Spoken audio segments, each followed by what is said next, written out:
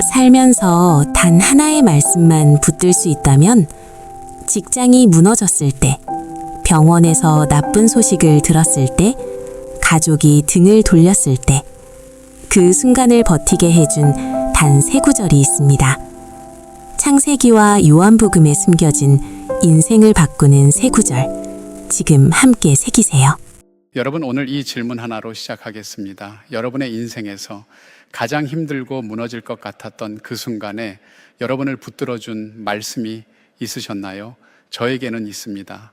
아니, 정확히는 세 개가 있습니다. 이 세 구절은 제가 지금까지 살아오면서 정말 막막하고 아무것도 안 보일 것 같았을 때마다 다시 일어서게 해준 말씀들입니다. 오늘 그 구절들을 여러분과 함께 나누려고 합니다. 이 영상이 끝날 때쯤이면 여러분도 이 세 구절을 마음판에 깊이 새기게 되실 거라 믿습니다. 여러분, 이 세상이 생겨난 이래로 인류 역사상 가장 획기적이고 가장 드라마틱하고 말로 다 표현할 수 없을 만큼 어마어마한 사건이 크게 세 가지가 있었다고 합니다. 첫 번째는 하나님께서 천지를 창조하신 사건입니다. 아무것도 없던 그 공허 속에서 하나님의 말씀 한마디로 하늘과 땅이 생겨났습니다. 별이 생겨나고 바다가 생겨나고 생명이 태어났습니다. 이것은 그 어떤 언어로도 온전히 담을 수 없는 은혜의 순간이었습니다. 두 번째는 그 천지를 만드신 하나님께서 죄로 가득 찬 이 세상을 포기하지 않으시고 당신의 하나밖에 없는 아들을 이 땅에 보내신 사건입니다. 예수님이 이 땅에 오신 거예요. 우리 때문에 오셔서 우리 대신 십자가에서 죽으셨습니다. 그리고 세 번째는 바로 여러분 각자의 이야기입니다. 그 예수님을 내가 나의 주인으로 받아들이는 순간 죄인이었던 내가 하나님의 자녀로 신분이 바뀐 사건입니다. 이 세 가지 사건이 오늘 우리가 함께 붙들 세 구절 속에 담겨 있습니다. 첫 번째 구절입니다. 창세기 1장 1절, 성경의 맨 처음에 나오는 그 구절입니다. 태초에 하나님이 천지를 창조하시니라. 여러분, 이 구절을 그냥 지나치지 마세요. 이 구절 안에 엄청난 사실이 담겨 있습니다. 태초에 아주 맨 처음 시작점에 하나님이 계셨다는 겁니다. 누가 하나님을 만든 게 아니에요. 하나님은 처음부터 계셨고 그분이 천지를 창조하신 겁니다. 이걸 믿는 것이 기독교 신앙의 출발점입니다. 저는 한 번은 어느 분이 아주 중요한 자리에서 공개적으로 이렇게 선언하는 걸 봤습니다. 나는 진화론을 반대하고 창조론을 찬성합니다. 하나님이 천지를 창조하셨습니다. 그 순간 저는 정말 눈물이 날 뻔했습니다. 그 자리에서 그 말씀을 할 수 있다는 게 얼마나 대단한 용기인지, 얼마나 큰 믿음인지 그날 저는 그 영상을 몇 번이나 돌려봤어요. 그리고 스스로에게 물었습니다. 나는 어디서든 그렇게 고백할 수 있는 사람인가?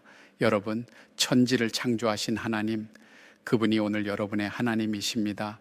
그분이 여러분을 지으셨습니다. 이사야 46장 4절 말씀이 이렇게 선언합니다. 내가 너를 지었고 너를 업을 것이요 내가 너를 품고 너를 구하여 내리라. 하나님이 직접 나를 지었다고 하십니다. 나를 업겠다고 하십니다. 이 구절을 아침마다 묵상하십시오. 두 번째 구절입니다. 아마 여러분 중에 성경을 처음 접하신 분들도 이 구절 하나는 들어보셨을 겁니다. 요한복음 3장 16절, 하나님이 세상을 이처럼 사랑하사 독생자를 주셨으니 이는 그를 믿는 자마다 멸망하지 않고 영생을 얻게 하려 하심이라. 여러분, 이 구절 속에서 한 단어에 눈이 가십니까? 바로 이처럼입니다. 이처럼 사랑하셨다는 거예요. 이처럼이 어느 정도냐고요?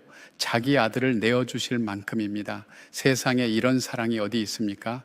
자기 아들을, 독생자를, 하나밖에 없는 아들을 이 땅에 보내셨습니다. 그것도 편하게 오신 게 아니에요. 십자가에서 죽으시려고 오셨습니다. 그런데 그 당시 사람들은 예수님이 죽으면 모든 게 끝날 거라고 생각했습니다. 주동자를 죽이면 추종자들이 다 흩어진다는 걸 알고 있었으니까요. 실제로 그 당시에도 폭동을 이끌던 사람들이 있었는데 지도자를 잡고 나니 무리들이 다 사라졌습니다. 그런데 예수님은 달랐습니다. 예수님이 죽으신 뒤에 오히려 더 많은 사람들이 몰려왔습니다. 이 사실 하나가 예수님의 부활을 증명합니다. 무덤에서 살아나지 않으셨다면 절대로 일어날 수 없는 일이 일어난 겁니다. 그 복음이 2000여 년을 흘러 지금 여러분에게까지 왔습니다. 그리고 여러분이 지금 이 영상을 보고 있다는 것 자체가 그 사랑이 여러분을 향해 있다는 증거입니다. 세 번째 구절입니다. 요한복음 1장 12절. 영접하는 자, 곧 그 이름을 믿는 자들에게는 하나님의 자녀가 되는 권세를 주셨으니. 여러분, 이 구절에 등장하는 권세라는 단어, 원어로는 헬라어 엑수시아입니다. 이것은 단순한 허락이 아닙니다. 공식적인 자격, 취소될 수 없는 신분을 뜻합니다. 다시 말해 예수님을 믿는 순간 우리는 하나님의 자녀라는 신분증을 받는 겁니다. 아무도 빼앗을 수 없는 신분입니다. 여러분 생각해 보세요. 천지를 창조하신 그분이 나의 아버지가 되셨습니다. 온 우주를 만드신 분, 바다를 만드시고 별을 만드신 분이 나를 보고 내 자녀라고 부르십니다. 유대인들이 보면 말이 안 된다고 했습니다. 이방인이 하나님을 아버지라고 부른다는 것이 당시로서는 있을 수 없는 일이었으니까요. 그런데 요한복음은 말합니다. 영접하는 자, 곧 그 이름을 믿는 자, 누구든지 그에게 하나님의 자녀가 되는 권세를 주셨다고 에베소서 1장 5절은 이렇게 말씀합니다. 그 기쁘신 뜻대로 우리를 예정하사 예수 그리스도로 말미암아 자기의 아들들이 되게 하셨으니, 예정하셨습니다. 기쁘신 뜻대로 미리 정해 두셨다는 겁니다. 여러분이 하나님의 자녀가 된 것은 우연이 아닙니다. 여러분, 이 세 가지 사건이 단지 역사적인 이야기로 머무는 분들이 있습니다. 하나님이 천지를 창조하셨다는 건 알아요. 예수님이 오셨다는 것도 알아요. 그런데 그게 나와 무슨 상관이냐고 느끼는 분들이 있습니다. 그런데 오늘 말씀드리고 싶은 건 바로 이겁니다. 이 세 가지 사건이 나의 이야기가 될 때 인생이 완전히 달라진다는 것입니다.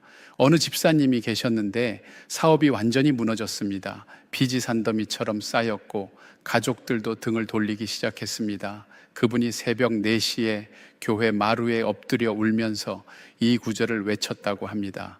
하나님이 세상을 이처럼 사랑하사 독생자를 주셨으니, 그 순간 이 말씀이 심장을 뚫고 들어왔대요. 하나님이 나를 이처럼 사랑하신다는 게 갑자기 머리가 아니라 가슴으로 들어온 겁니다. 그분은 그날 이후 다시 일어섰고 결국 그 사업을 회복하셨습니다. 말씀이 이론이 아니라 생명이 됐을 때 사람이 바뀝니다. 시편 139편 14절은 이렇게 선언합니다. 내가 주께 감사하옴은 나를 지으심이 심히 기묘하심이라. 주께서 하시는 일이 기이함을 내 영혼이 잘 아나이다. 나는 기이하고 놀랍게 지어진 존재입니다. 그걸 알 때 나를 함부로 대하지 않게 됩니다. 여러분, 이 세 구절이 개인의 인생만 바꾼 게 아닙니다. 역사도 바꿨습니다. 2000여 년 전 예수님이 십자가에서 돌아가시고 3일 후에 부활하셨을 때 제자들이 달라졌습니다. 그 전까지 숨어있던 사람들이 갑자기 광장으로 뛰어나왔습니다. 죽음도 두려워하지 않게 됐습니다. 무엇이 그들을 바꿨을까요? 요한복음 1장 12절의 고백이 실제가 됐을 때입니다. 내가 하나님의 자녀라는 게 심장으로 들어왔을 때 더 이상 사람을 두려워할 필요가 없어졌습니다. 이 땅에서 몇 년을 더 사느냐가 아니라 영원한 생명을 가진 자라는 확신이 생겼을 때 모든 것이 달라졌습니다. 그리고 우리나라로 넘어와 봅시다. 100여 년 전 조선 땅에 복음이 들어왔습니다. 요한복음 3장 16절 하나를 붙들고 기꺼이 목숨을 내놓은 선교사들이 있었습니다. 그들은 이 땅에 아무런 연고도 없었습니다. 그런데 왜 왔을까요? 하나님이 이처럼 사랑하신다는 그 말씀 하나가 그들의 발걸음을 조선으로 이끌었습니다. 그 복음이 흘러서 지금 여러분에게까지 다 있는 겁니다. 로마서 8장 38절에서 39절은 이렇게 선언합니다. 내가 확신하노니 사망이나 생명이나 천사들이나 권세자들이나 현재 일이나 장래 일이나 능력이나 높음이나 깊음이나 다른 어떤 피조물이라도 우리를 우리 주 그리스도 예수 안에 있는 하나님의 사랑에서 끊을 수 없으리라. 어떤 것도 하나님의 사랑에서 여러분을 끊을 수 없습니다. 여러분, 이 세 구절을 어떻게 삶에 적용하실 수 있을까요? 제가 지금까지 살아온 동안 해온 방법을 나눠드리겠습니다. 아주 간단합니다. 아침에 눈을 뜨자마자 이 세 구절을 마음속으로 아니면 입으로 소리내어 선포하는 겁니다. 첫 번째, 창세기 1장 1절. 태초에 하나님이 천지를 창조하시니라. 오늘 하루를 만드신 분이 하나님이십니다. 내 인생도 그분이 만드셨습니다. 두 번째, 요한복음 3장 16절. 하나님이 세상을 이처럼 사랑하사 독생자를 주셨으니 그 사랑이 나를 향하고 있습니다. 오늘도 나는 그 사랑 안에 있습니다. 세 번째, 요한복음 1장 12절. 영접하는 자, 곧 그 이름을 믿는 자들에게는 하나님의 자녀가 되는 권세를 주셨으니 나는 오늘 하나님의 자녀입니다. 그분이 나의 아버지이십니다. 이 세 가지 고백이 여러분의 아침을 바꿉니다. 주식이 오른 날도, 떨어진 날도, 몸이 아픈 날도, 좋은 일이 생긴 날도 이 사실은 변하지 않습니다. 천지를 창조하신 하나님이 나의 아버지라는 사실, 이것이 아침마다 여러분의 입에서 나오면 하루가 달라집니다. 실실 웃으면서 출근하는 분들 보신 적 있으시죠? 뭔가 좋은 일이 있는 거예요. 비트코인이 올랐거나 부동산이 올랐거나. 그런데 여러분, 우리는 매일 아침 그보다 훨씬 큰 이유로 웃을 수 있습니다. 천지를 창조하신 하나님이 나의 아버지다. 이 고백 하나가 오늘 하루의 가장 큰 기쁨이 될 수 있습니다. 여러분, 이 시간 함께 기도하겠습니다. 천지를 창조하신 하나님 아버지, 감사합니다. 아무것도 없던 그 공허함에서 천지를 만드시고 그 하나님이 나의 아버지가 되어주심을 감사드립니다. 하나님과의 관계가 끊어졌던 우리를 위하여 독생자 예수 그리스도를 이 땅에 보내주심을 감사드립니다. 그 예수님을 믿음으로써 우리가 하나님의 자녀가 되는 권세를 받게 하여 주심을 감사드립니다. 오늘 이 자리에서 이 세 구절을 마음판에 새기는 모든 분들에게 주님의 놀라운 은혜가 함께 하시기를 간절히 구합니다. 힘들고 지칠 때마다 이 고백이 가장 먼저 입술에서 흘러나오게 하여 주시옵소서. 천지를 창조하신 하나님이 나의 아버지시다. 그분이 나를 위하여 예수님을 보내셨다. 그 예수님을 믿어 나는 하나님의 자녀가 됐다. 이 고백이 날마다 우리의 삶을 붙들게 하여 주시옵소서. 예수님의 이름으로 기도드렸습니다. 아멘. 여러분, 오늘 이 세 구절 꼭 기억해 주세요. 창세기 1장 1절, 요한복음 3장 16절, 요한복음 1장 12절. 많은 구절을 드린 게 아닙니다. 단 세 구절입니다. 그러나 이 세 구절 안에 우리 신앙의 전부가 담겨 있습니다. 하나님이 세상을 만드셨고 그 하나님이 나를 위해 예수님을 보내셨고 내가 그 예수님을 믿어 하나님의 자녀가 됐습니다. 이것이 여러분의 아침 고백이 되시길 소망합니다. 이것이 여러분 인생의 가장 큰 기쁨이 되시길 축원합니다. 천지를 창조하신 하나님이 오늘도 여러분 곁에 함께 계십니다.